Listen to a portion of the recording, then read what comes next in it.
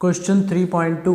Pick out the two scalar quantities in the following list: force, angular momentum, work, current, linear momentum, electric field, average velocity, magnetic moment, relative velocity.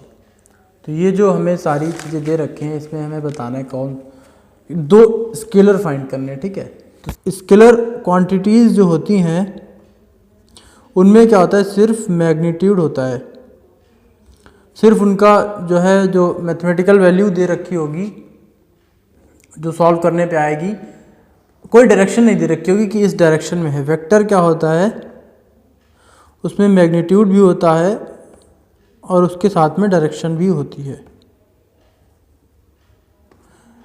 जैसे example ले लेते हैं, example सबसे पहले लेते हैं speed और velocity का ले लेते हैं, स्पीड और वेलोसिटी का। ये सबसे इजी एग्जांपल है और हमारे डेली लाइफ में यूज़ भी होता है।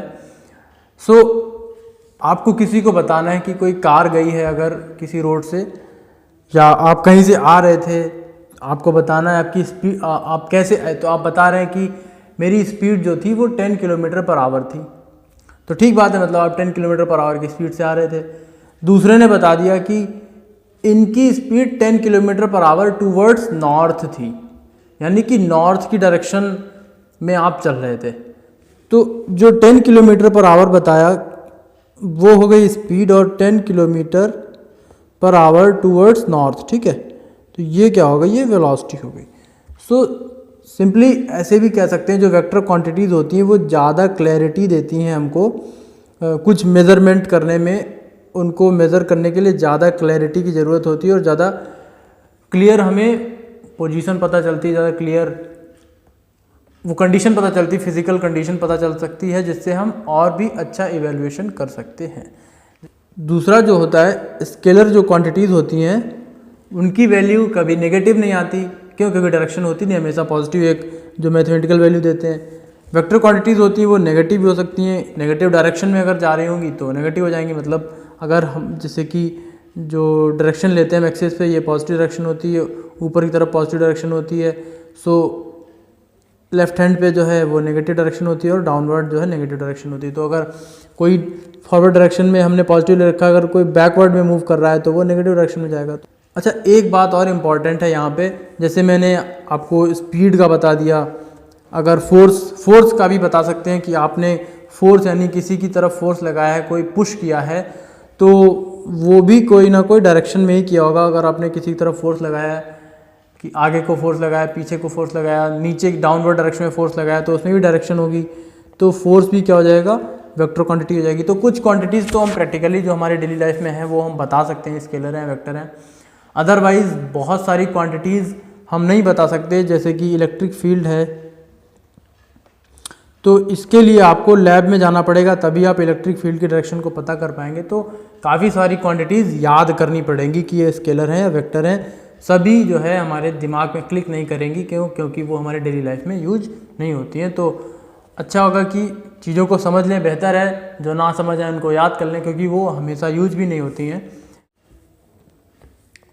फोर्स जो होता है, फोर्स हमारी एक वेक्टर क्वांटिटी है। क्योंकि फोर्स की हमें डायरेक्शन बतानी होती है। अगर आपसे पूछा जाए आपने फोर्स लगाया है, तो आपको डिफाइन करना पड़ेगा ये फोर्स किस डायरेक्शन में लगा है। ठीक है, किसी को पुश किया है, वो आगे को पुश किया है, पीछे को पुश किया है, ऊपर को पुश किया है, तो फोर्स के साथ में आपने बताया कि हमने 10 न्यूटन का फोर्स लगाया, उसके साथ में उसकी डायरेक्शन बतानी पड़ेगी। तो फोर्स जो होता है वेक्टर क्वांटिटी होता है।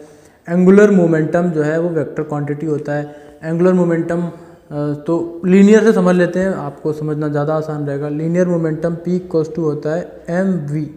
तो m यानी कि मास, v वेलोसिटी। तो आपका मास किस वेलोसिटी से और जो है वेलोसिटी से जा रहा है, तो हमें उसकी डायरेक्शन बतानी होती है, वो किस वेलोसिटी में जा रहा है। इसलिए जो मोमेंटम होता है वो क्या होता है, वेक्टर क्वांटिटी होता है। ठीक है, उसमें डायरेक्शन होती है, मोमेंटम में डायरेक्शन होती है। तो जो लीनियर मोमेंटम होता है वो भी वेक्टर क्वांटिटी हो जाएगा, और एंगुलर मोमेंटम भी वेक्टर क्वांटिटी हो जाएगा। क्योंकि मोमेंटम जो होता है वो वेक्टर क्वांटिटी होता है। तो एंगुलर यानी कि जो सर्कुलर मोशन होता है उसमें होगा। आगे पढ़ेंगे। एंगुलर मोमेंटम ही वेक्टर क्वांटिटी होगा। वर्क जो होता है, वर्क में हमें डायरेक्शन नहीं बतानी होती है, वर्क में खुद ही डिफाइन हो जाती हैं सारी चीज़ें, तो हमें डायरेक्शन बतानी नहीं पड़ती, इसलिए वर्क जो होता है वो स्केलर क्वांटिटी होता है। वर्क के कई फार्मूले होते हैं। वर्क इक्वल्स टू होता है फोर्स इनटू डिस्प्लेसमेंट। हालांकि देखिए फोर्स और डिस्प्लेसमेंट दोनों ही वेक्टर क्वांटिटी हैं, बट वर्क जो है वेक्टर क्वांटिटी नहीं है। वर्क को डिफाइन करने में हम कोई भी डायरेक्शन नहीं बताते हैं कि इस डायरेक्शन में हमने वर्क किया है। फोर्स खुद ही डिफाइन कर देता है कि इस डायरेक्शन में फोर्स लगा है तब ये डिस्प्लेसमेंट हुआ है, तो ये वर्क हो गया है। फॉर एग्जांपल क्वेश्चन आ जाएगा कि आपके मोटर ने, आपका जो पानी वाला मोटर है उसने पानी को थ्रो किया है 2 घंटे तक, तो उसकी जो पावर होगी मोटर की पी और टाइम वगैरह निकाल के वहाँ से वर्क निकाल सकते हैं। फोर्स इनटू डिस्प्लेसमेंट से वर्क का एक फार्मूला निकाला जाता है, कितना फोर्स लगा के कितना हमने डिस्प्लेसमेंट दिया है। सो वो हमें सिर्फ क्या निकालना होता है, मैग्नीट्यूड निकालना होता है, वर्क में डायरेक्शन नहीं निकालते। तो वर्क क्या हो जाएगा, स्केलर क्वांटिटी हो जाएगा, ये हमारा आंसर हो जाएगा। दूसरा, करंट जो होता है वो भी स्केलर क्वांटिटी होता है। करंट जो फ्लो होती है वायर्स में उसकी कोई डायरेक्शन नहीं होती है कि करंट इस डायरेक्शन में जाएगी या उस डायरेक्शन में जाएगी। करंट में वायर को कनेक्ट कर देंगे तो वो फ्लो होने लगेगी। ये 12th में आपको चैप्टर मिलेगा, वहाँ पे अच्छे से समझ आ जाएगा। फिलहाल करंट भी स्केलर क्वांटिटी होता है जो वायर्स में फ्लो होती है, electric current. Linear momentum vector quantity होता है, mass into velocity. Electric field जो है वो वेक्टर क्वांटिटी होती है, ये 12th में चैप्टर है। बट अभी हम मैग्नेटिक फील्ड से समझ सकते हैं इलेक्ट्रिक फील्ड को। इलेक्ट्रिक फील्ड मतलब किसी वायर में इलेक्ट्रिसिटी फ्लो हो रही है, तो वो जिस तरीके से फ्लो हो रही होगी उसकी कुछ ना कुछ डायरेक्शन होगी। वो प्रैक्टिकली हम शो कर पाते हैं, ऐसे देख के नहीं बता पाएंगे, बट इसको मैग्नेटिक फील्ड से कंपेयर कर सकते हैं। कोई भी अगर मैग्नेट रखा हुआ है तो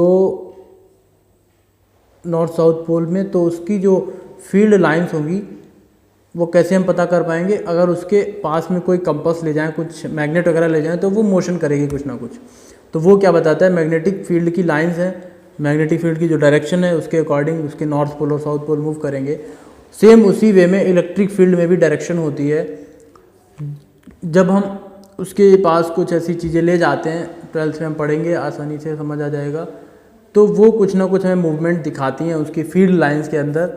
सो वहाँ से हम बता पाते हैं कि इलेक्ट्रिक फील्ड में भी डायरेक्शन है, कि किधर को मूव होगी इलेक्ट्रिक फील्ड, किधर को नहीं मूव होगी, positive electric field, negative electric field, वो सारा होगा। तो इलेक्ट्रिक फील्ड भी एक वेक्टर क्वांटिटी होती है। एवरेज वेलोसिटी तो स्केलर क्वांटिटी होती है, ठीक है।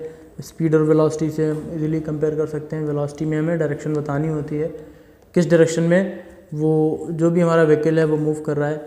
मैग्नेटिक मूवमेंट, ये भी 12th का टॉपिक है, वेक्टर क्वांटिटी होता है। रिलेटिव वेलोसिटी जो है वेक्टर क्वांटिटी होगा, क्योंकि वेलोसिटी जो होता है वो वेक्टर क्वांटिटी होता है, तो रिलेटिव वेलोसिटी भी वेक्टर क्वांटिटी हो जाएगा।